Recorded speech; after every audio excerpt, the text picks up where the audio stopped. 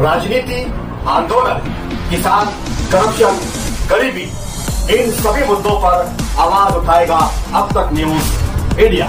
सत्ता के आगे जब भी सवाल कमजोर पड़ने लग जाए तो सवाल उठाने पड़ते हैं। बोल के लफ्ज आजाद है तेरे, बोल के सच जिंदा है अब तक। नमस्कार, मैं हूं आपके साथ शिवानी शर्मा और आइए डालते हैं एक नजर आज के टॉप 10 बुलेटिन पर। उत्तराखंड की 25वीं वर्षगांठ पर मेगा प्रोजेक्ट्स की देंगे सौगात प्रधानमंत्री मोदी। कुल 8,140 करोड़ रुपए से अधिक की विकास परियोजनाओं का शुभारंभ और शिलान्यास, 930 करोड़ रुपए की परियोजनाओं का उद्घाटन और 7,210 करोड़ रुपए की परियोजनाओं की आधारशिला। परियोजनाओं में पेयजल, सिंचाई, तकनीकी शिक्षा, ऊर्जा, शहरी विकास, खेल और कौशल विकास शामिल। 2 प्रमुख हाइड्रो सेक्टर परियोजना, साथ ही फसल बीमा योजना के तहत 88,000 से अधिक किसानों को 62 करोड़ रुपए की सहायता राशि सीधे उनके बैंक खातों में जारी। राहुल गांधी ने खराब होती वायु गुणवत्ता के खिलाफ इंडिया गेट पर प्रदर्शन पर आलोचना करते हुए सोशल मीडिया प्लेटफॉर्म एक्स पर पोस्ट पर लिखा कि साफ हवा का अधिकार एक बेसिक ह्यूमन राइट, शांतिपूर्ण विरोध प्रदर्शन का अधिकार हमारे संविधान द्वारा सुनिश्चित।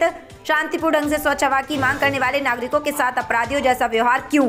वायु प्रदूषण करोड़ों भारतीयों को प्रभावित कर रहा, हमारे बच्चों और हमारे देश के भविष्य को नुकसान पहुंचा रहा, लेकिन वोट चोरी के जरिए सत्ता में आई सरकार को इसकी कोई परवाह नहीं, ना ही वह इस संकट को हल करने का प्रयास कर रही। हमें स्वच्छ हवा की मांग कर रहे नागरिकों पर हमला करने के बजाय वायु प्रदूषण पर अभी से निर्णायक कार्रवाई करने की जरूरत है।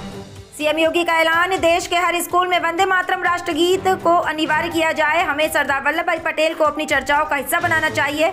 हम उत्तर प्रदेश के सभी शैक्षणिक संस्थानों में वंदे मातरम का गायन अनिवार्य। उत्तर प्रदेश का प्रत्येक नागरिक भारत माता और मातृभूमि के प्रति सम्मान की भावना से भर जाए। गुजरात में एक खतरनाक रासायनिक हमले की साजिश का भंडाफोड़ करते हुए 3 आतंकियों को गिरफ्तार किया गया। रासायनिक हमले की साजिश रच रहे और इसके लिए खतरनाक जहर राइसिन को बनाने की कोशिश की जा रही।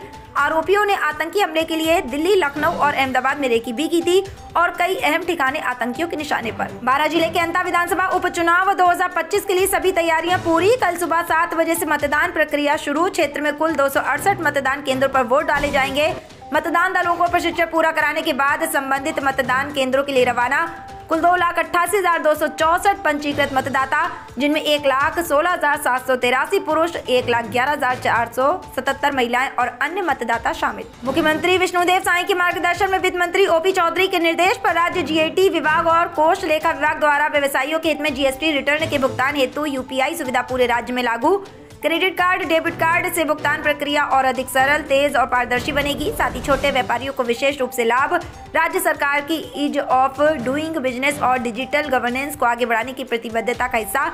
जीएसटी पोर्टल पर भी सुविधा उपलब्ध। भोपाल की मॉडल खुशबू अहिरवार की संदिग्ध परिस्थितियों में मौत से सनसनी। परिवार का आरोप कि उसे कासिम नाम के युवक ने राहुल नाम का पुराना परिचय देकर मिला, फिर उज्जैन घुमाने ले गया। लौटते समय खुशबू अस्पताल पहुंची मगर सफेद चादर में लिपटी। शरीर पर बेल्ट के निशान और सिर चेहरे पर चोटें पाई गई। आरोपी गिरफ्तार, पूछताछ जारी।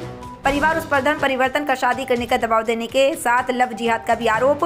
खुशबू के परिवार ने मांग की कि घटना की निष्पक्ष जांच हो। अमेरिका में अब तक का सबसे लंबा शटडाउन जल्दी खत्म हो सकता है। राष्ट्रपति डोनाल्ड ट्रंप ने खुद जानकारी दी। शटडाउन के कारण लाखों अमेरिकी खाद्य सहायता खोने, सरकारी कर्मचारियों को वेतन न मिलने और हवाई अड्डों पर बढ़ती देरी जैसी कठिनाइयों का सामना कर रहा है। अमेरिका में संसद के उच्च सदन सीनेट ने शटडाउन को खत्म करने की ओर बढ़ते हुए रविवार को पहला कदम उठाया।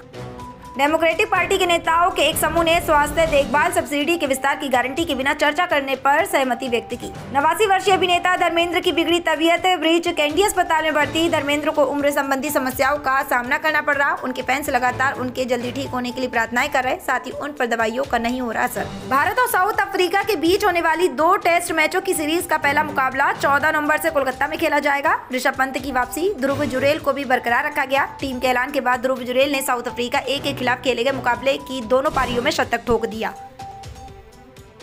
तो ये थी सुपरफास्ट अंदाज में टॉप 10 खबरें। इस तरह की खबरें देखने के लिए आप लगातार हमारे चैनल के साथ बने रहिए। नमस्कार।